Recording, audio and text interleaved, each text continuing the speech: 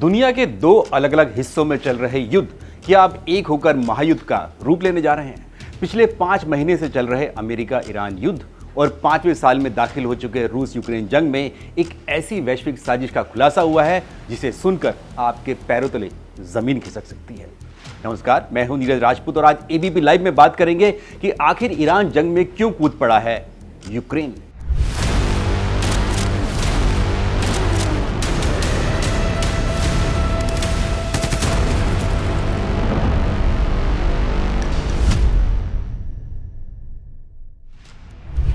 क्या रूस के खिलाफ ट्रंप को उकसाने के लिए यूक्रेन के राष्ट्रपति ज़ेलेंस्की ने दिया ईरान के जहाज पर हमले का ऑर्डर? अमेरिका ईरान जंग और रूस यूक्रेन युद्ध की आग और अधिक भड़कने की पूरी संभावना है, क्योंकि यूक्रेन ने कैस्पियन सागर यानी कैस्पियन सी में एक ईरानी कमर्शियल जहाज पर हमला कर दिया है।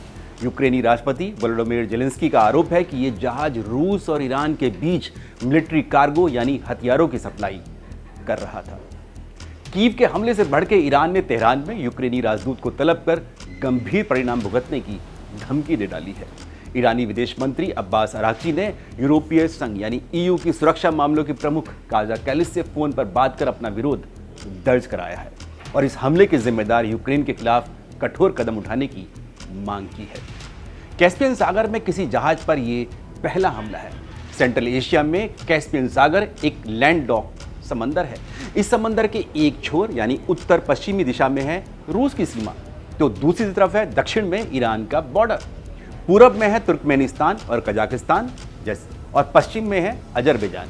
यूक्रेन जंग के बाद से रूस और ईरान काफी करीब आए हैं।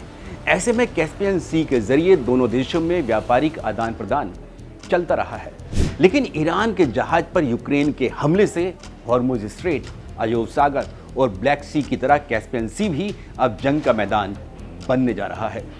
ईरान के मुताबिक जिस जहाज पर यूक्रेन ने हमला किया है वो एक कमर्शियल वेसल था और इस हमले में ईरान के एक नाविक की मौत भी हुई है और एक अन्य नाविक घायल हुआ है। ईरानी जहाज पर हमले के बाद ज़ेलेंस्की ने अपने सोशल मीडिया अकाउंट पर रूस और ईरान के सैन्य गठजोड़ को लेकर बड़ा खुलासा किया है। ज़ेलेंस्की के मुताबिक ये जहाज रूस और ईरान के बीच, जैसा हमने बताया, मिलिट्री कार्गो की सप्लाई कर रहा था, इसलिए इस पर अटैक किया गया। यूक्रेन जंग में रूस ने ईरान के सप्लाई किए हुए आत्मघाती शहीद ड्रोन का बड़े पैमाने पर इस्तेमाल किया है। हालांकि अब रूस खुद इन ड्रोन का निर्माण कर रहा है, लेकिन माना जाता है कि युद्ध के शुरुआती महीनों में यूक्रेन से ड्रोन वारफेयर में पिछड़ने के बाद रूस ने ईरान से बड़ी संख्या में शहीद ड्रोन का आयात किया था और इन शहीद ड्रोन के युद्ध में इस्तेमाल करने के बाद ही रूस ने यूक्रेन पर बढ़त बनाई थी, वरना यूक्रेन के ड्रोन्स ने रूस में अच्छी खासी तबाही मचाई थी।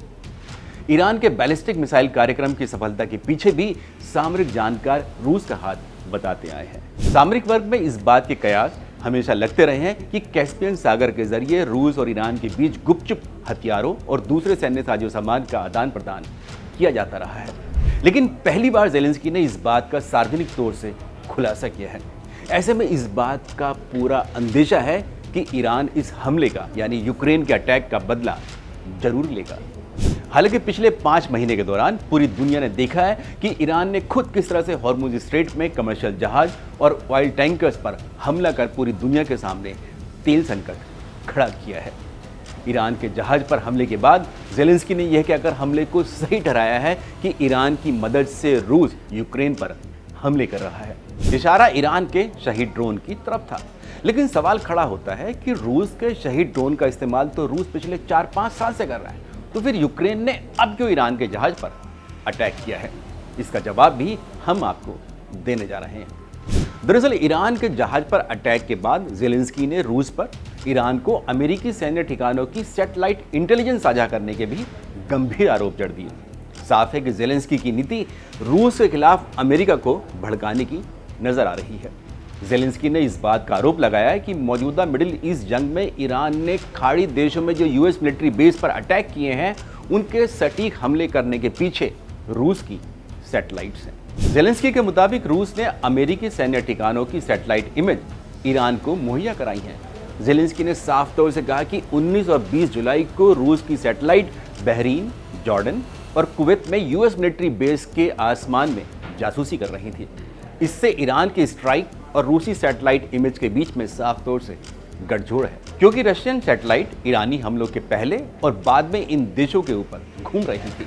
रूसी सैटेलाइट ने ईरानी हमलों के बाद यूएस मिलिट्री बेस में हुए नुकसान की तस्वीरें भी कैद की और सार्वजनिक कर दी। यूक्रेनी राष्ट्रपति ने लिखा कि मैं यानी कि ज़ेलेंस्की अपने देश की इंटेलिजेंस एजेंसियों को निर्देश दे रहा हूं कि हमारे पास ईरान को मदद करने वाली रूसी सबूतों को अपने पार्टनर्स के साथ साझा करें। ये पार्टनर और कोई नहीं बल्कि अमेरिका है।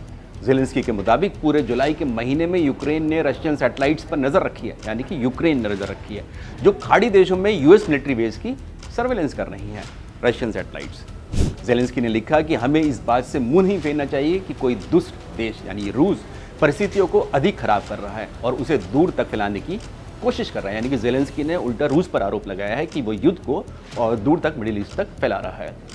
यूक्रेनी राष्ट्रपति ने भले युद्ध रोकने का आह्वान किया है, लेकिन कैस्पियन सागर में ईरानी जहाज पर हमले से तेहरान के पलटवार की पूरी संभावना बनी हुई है। ऐसे में रूस यूक्रेन जंग की आग अब अमेरिका ईरान युद्ध तक पहुंच गई है। ज़ेलेंस्की ने यूएस मिलिट्री बेस पर रूसी सैटेलाइट की जासूसी का खुलासा कर रूस यूक्रेन जंग में अमेरिका को शामिल करने की बड़ी साजिश रची है, क्योंकि पिछले 4.5 साल में रूस ने ताबड़तोड़ हमले कर यूक्रेन की कमर तोड़ दी है। अमेरिकी राष्ट्रपति डोनाल्ड ट्रंप के सत्ता में आने के बाद से यूएस यानी अमेरिका ने यूक्रेन को सैन्य मदद बेहद कम कर दी है।